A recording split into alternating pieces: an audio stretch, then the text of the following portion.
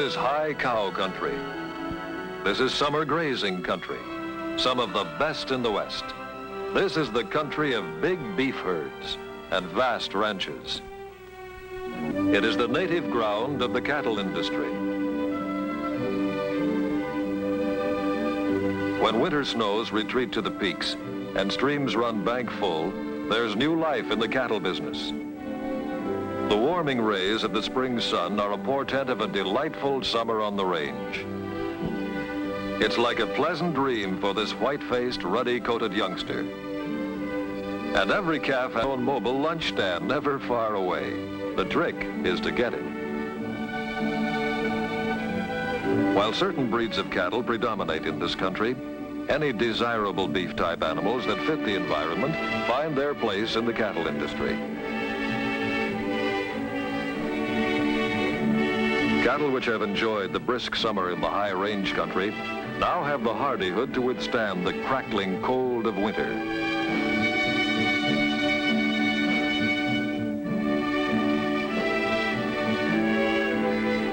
Winter or summer, the cattleman never relaxes his vigilance. Every season of the year brings special chores, and a little extra care now may bring extra dividends later on. When spring brings its welcome green grass, lush from the moisture of winter snows, another cycle of growth begins, for grass is basic cattle feed. The animals harvest it themselves and convert the nutrients and vitamins into generous frames as they grow, frames that will carry the forthcoming load of meat. Living proof of the value of good breeding is this fine youngster. She owes her heritage of excellence to a proved sire, whose ability to transmit his quality to his offspring is established. Much of the responsibility for herd quality rests on the range bull. He contributes importantly to the production of superior offspring, of profit-making capabilities. On more than 3.5 million farms and ranches, ranging from a few acres to many thousands, the spirit of the Old West comes alive. The cowboy and his horse once more live the busy pattern of cattle care that early summer brings.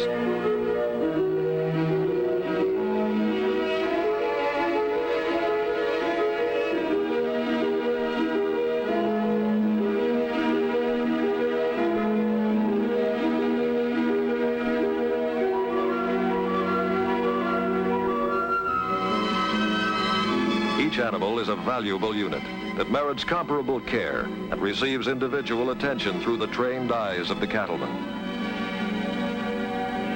Spraying is an annual chore that prevents harassment of the cattle by insect pests and parasites. The sprayer is usually a mobile type that can be taken to any place on the ranch. Dipping the animals accomplishes the same purpose as spraying.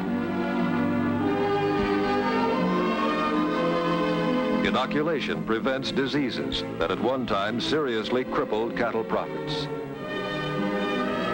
The old branding iron is still with us, but a newfangled heater has replaced the old campfire.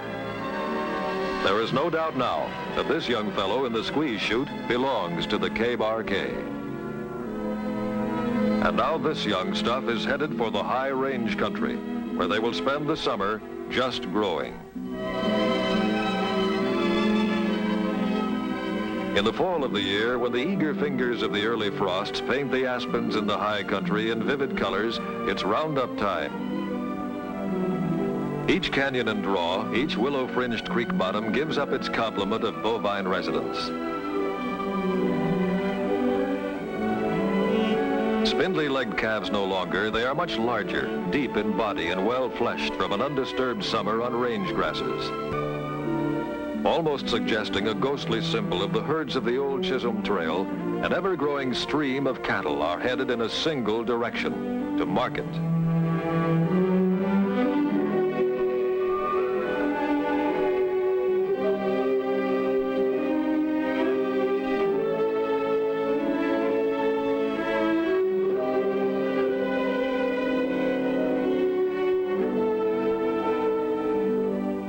The whole vast West becomes one big dusty roundup.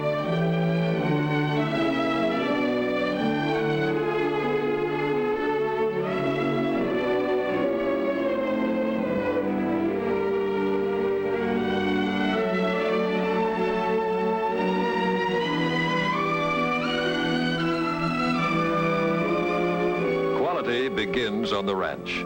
Superior cattle and careful scientific handling combine to make today's beef animal a unit of measured value of real proportions. Where the cattle drive of the Old West saw almost half of the value of the herd vanish during the long trek, today's short drive to a nearby railhead results in little or no shrinkage.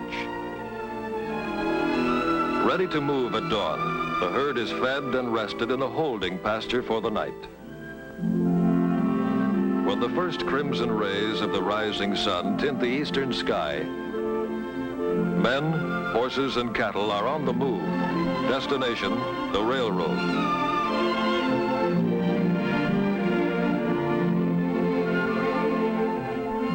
In the half-light of early dawn, a frosty tang is in the air, and the grass crackles underfoot as the herd moves on.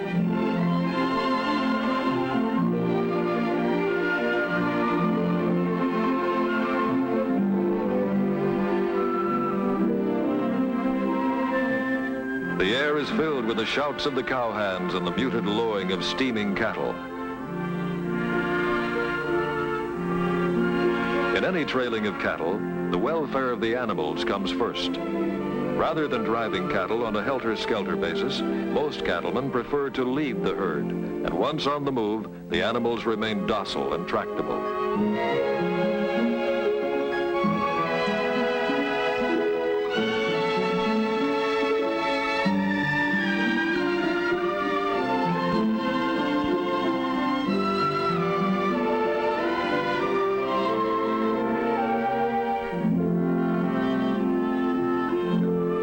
To those familiar with it, a feeling of ritual accompanies the movement of the cattle, a ritualistic surge back to the old days when a cattle drive was not just a commercial enterprise, but was a moving page of Western history, written in the dust stirred by thousands of hoofs. Arrival at the railroad stockyards is the signal for activity of a different nature. In this case, where the cattle are sold to a buyer at the shipping pens, they must be recounted and weighed to determine the total due the rancher. Gentle handling to avoid bruising and damage is still the order of the day, as the cattle are directed through the pens and loading chutes into the waiting stock cars.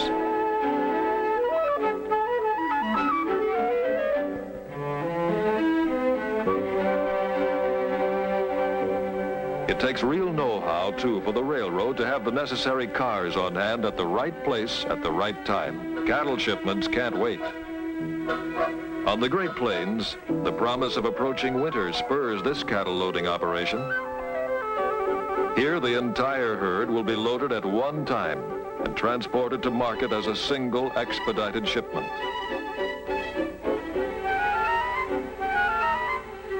The moment that the last steer is loaded, the train is ready to move.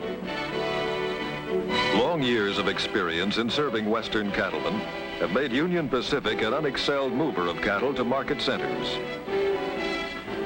Livestock trains operating on fast schedules supply efficient transportation at a time when hours may mean profits.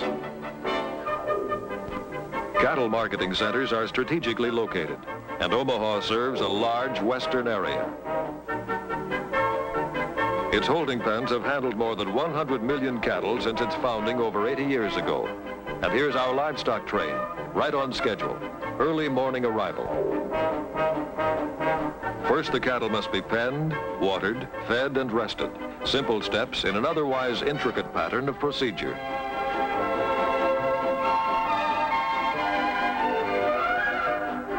On the way to becoming quality beef, the cattle will be sold at auction to feedlot operators who specialize in finishing off top-grade animals. After being grouped and weighed, they are driven to the auction floor.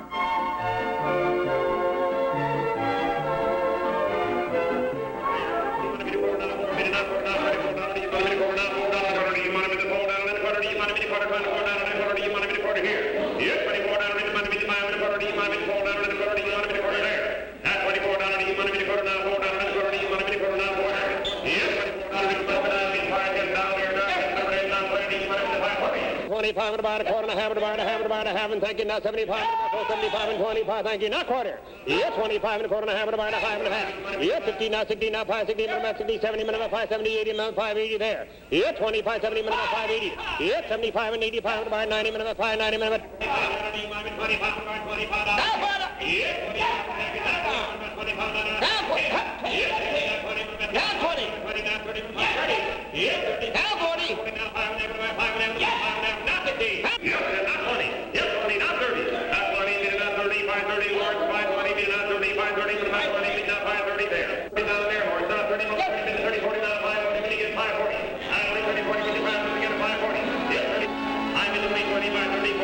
And so it goes in the interesting process of selling cattle to feedlot operators.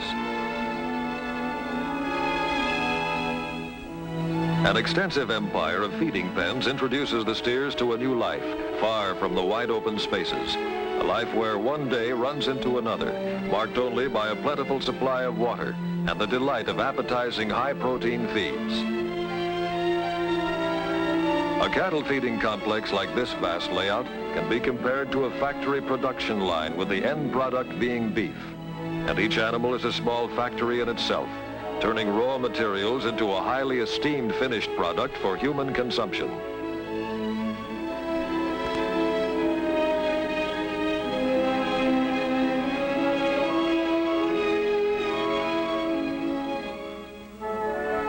Integrated with the feedlot is the mill, where specialized diets are formulated and mixed. The subject of animal nutrition has won the attention of some of the best research brains in the country, and vast new areas of nutritional science are being opened. The controls exercised by the laboratory will be reflected in the quantity and quality of beef produced in the feedlot. The cattle industry has welcomed new nutritional developments that lead to improved quality beef and an opportunity for better profits.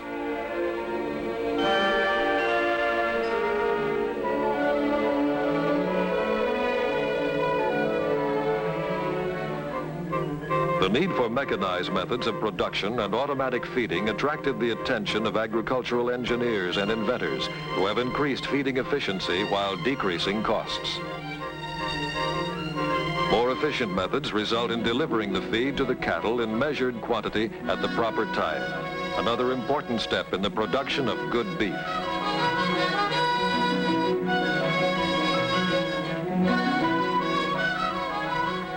Fence line trough feeding provides a uniform feeding method and prevents waste.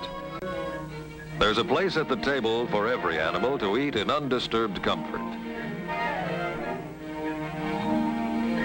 With various kinds of grain stored in glass-lined steel silos, this completely automated, centralized feeding layout is the culmination of a dream, where through push-button control, stored feeds are ground, mixed, and transported to the cattle feeding troughs by an auger system.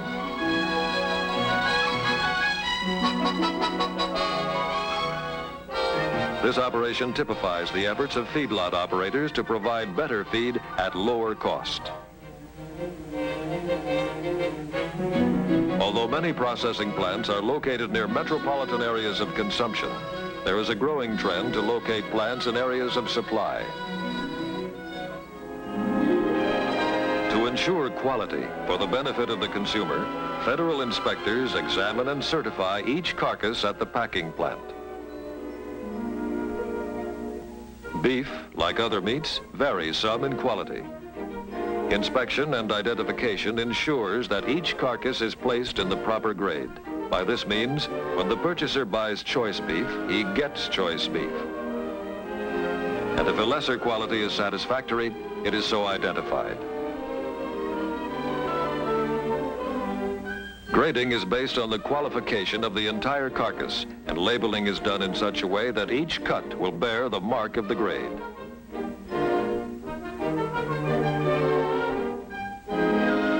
This mark is the consumer's guarantee of wholesomeness and quality. Possibly no one has done a better job to cater to the consumer's taste and demands than the packing industry. Consistency of quality convenience features, and emphasis on tenderness are paramount points followed meticulously by the packing industry. The history of meat packing is a story of steady advancement from its very beginning. Marked progress in the industry results from improvements in mechanization, advances in refrigeration, and important developments in refrigerated transportation. In spotless, temperature-controlled, mechanical refrigerated railroad cars, wholesale cuts of meat, halves, quarters, and special cuts are transported from packer to retailer.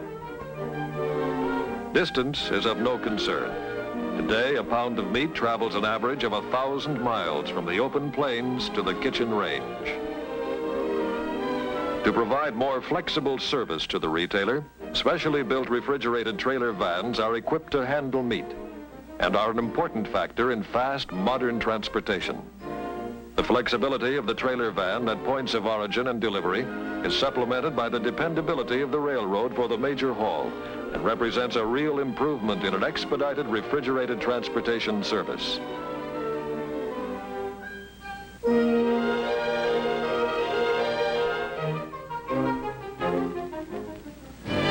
A large number of these mechanically refrigerated trailer vans augments Union Pacific's fleet of thousands of refrigerated railroad cars, operating under the banner of the Pacific Fruit Express, the acme of dependability in refrigerated transportation. The last link in the chain of production is the retailer. On his knowledge of cutting rests much of the success of the meat business.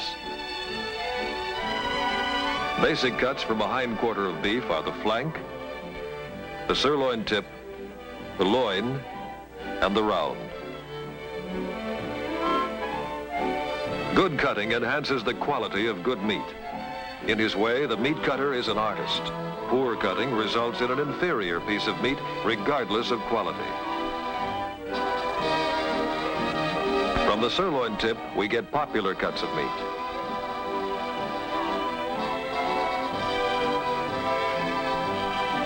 Attached to the flank is the suet, a byproduct. From this end of the carcass comes stew meat and ground beef, both good American family standbys.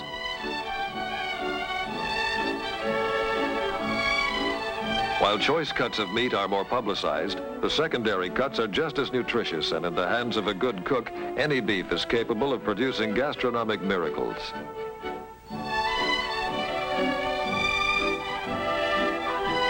In the loin are the top cuts, the porterhouse, T-bone, and sirloin. The forequarter contains less glamorous meat, and this fact is reflected in the price. The basic cuts are the chuck, the shank, the brisket, the plate, and the rib. Of all meats, none excels beef for versatility, both as to character of meat and adaptability in a variety of types of cooking the world over. And nothing excels beef for its individual flavor and its ability to transmit this flavor to a wide range of related dishes. Is there anything that meets with more popular favor than rich beef gravy on fluffy mashed potatoes? Now, the rib and the plate are removed. From the shank come soup bones and crosscuts that may range from the making of virile soups to delicate consommes.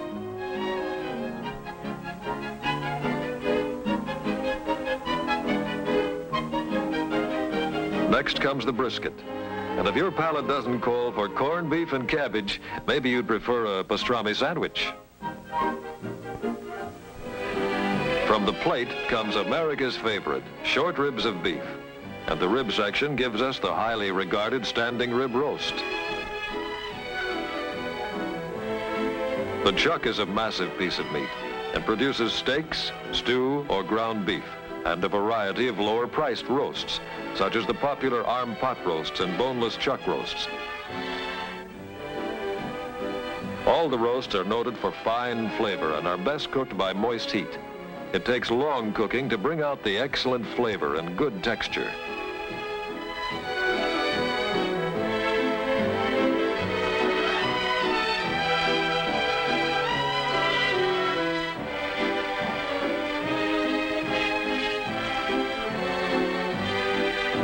In any discussion of steaks, The sirloin is always near the top of the list in a wide variety of tender, succulent beef.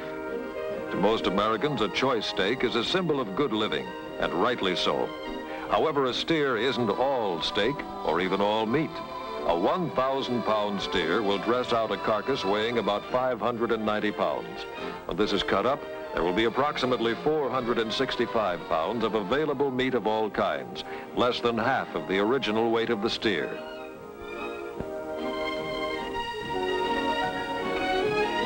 Here's another American favorite, lean, juicy round steak, rich in protein and nourishment.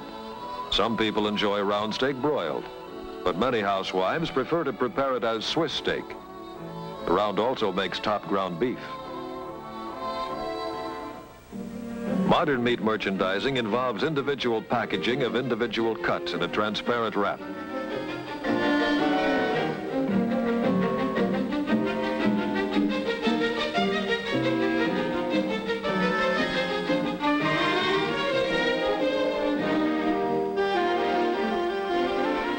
By this type of packaging, high standards of sanitation are maintained and counter life is increased.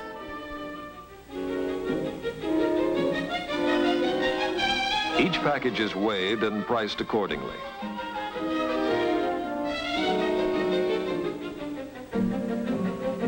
While meat is a basic item in our daily diet, it does face some competition from other food lines.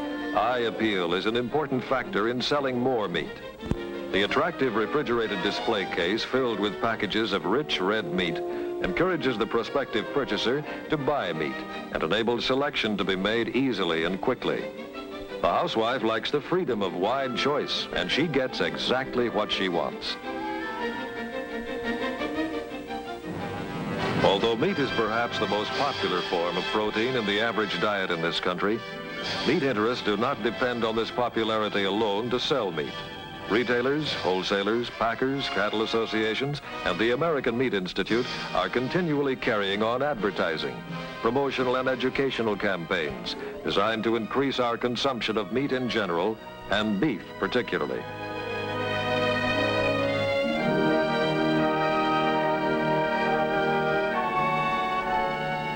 One state is proud of its heritage as the beef state and isn't bashful about promoting its leading product.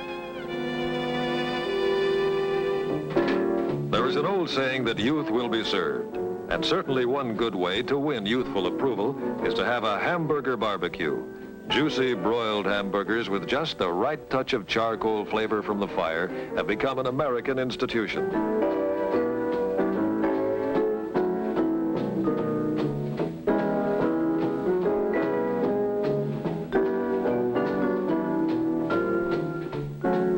Even the appetizing process of broiling the hamburgers is fun and promotes friendship and good fellowship.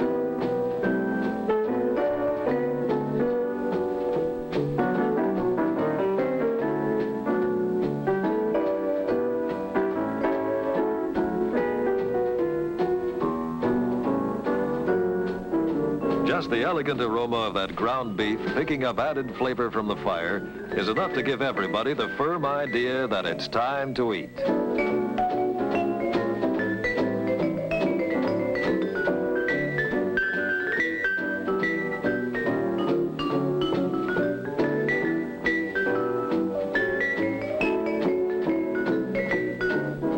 And of course, the best part is in the eating, with compliments for the cook for a job well done.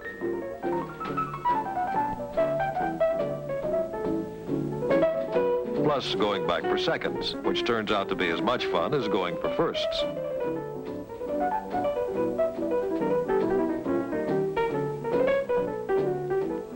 An old sourdough steak barbecuer may work with a little more flair, and the character of the meat may be different, but the basic elements are the same.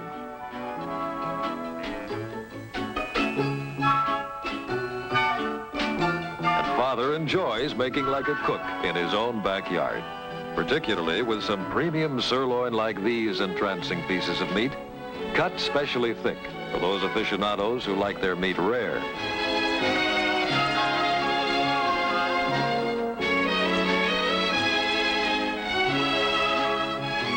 Genius at work is right, and it's nice work if you can get it. All the guests agree, too.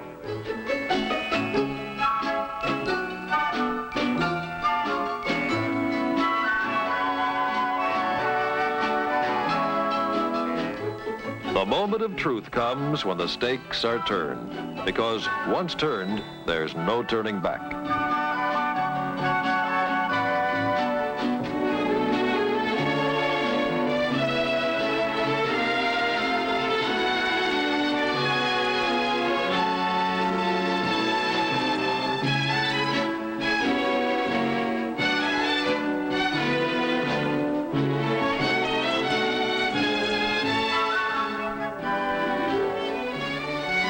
No dinner bell is needed to call this chow line into action, and it's quite a strain on masculine discipline to observe the rule of ladies first. Anticipation, in this case, cannot possibly be greater than realization.